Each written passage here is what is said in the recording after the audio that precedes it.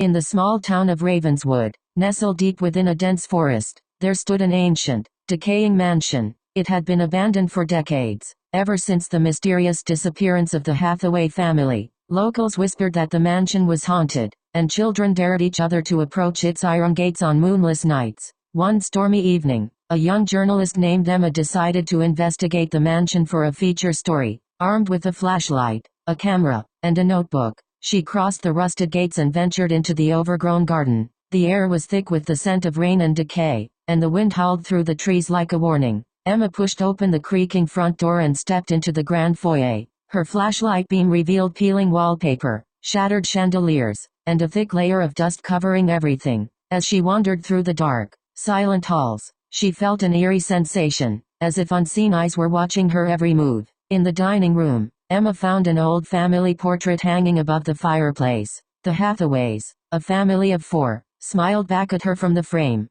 but something was off. One of the children, a young girl, had eyes that seemed to follow her as she moved. Ignoring the creeping unease, Emma continued her exploration. She discovered a narrow staircase leading to the basement. Hesitant but determined, she descended into the darkness. The basement was colder than the rest of the house, and the smell of dampness and mold was overpowering. Her flashlight flickered, and in its weak light, Emma saw rows of old trunks and crates. She opened one and found it filled with dusty, moth-eaten clothes. Another contained old toys, eerily pristine despite the passage of time. In the far corner, she noticed a heavy, iron door slightly ajar. Her heart pounded as she approached it. Pushing it open, she entered a small, dimly lit room. The walls were covered in strange, arcane symbols, and in the center of the room stood an altar, with a single, unlit candle. As Emma examined the altar, she heard a soft whisper behind her. She spun around, but there was no one there. The whispers grew louder, filling the room with a chorus of unintelligible voices.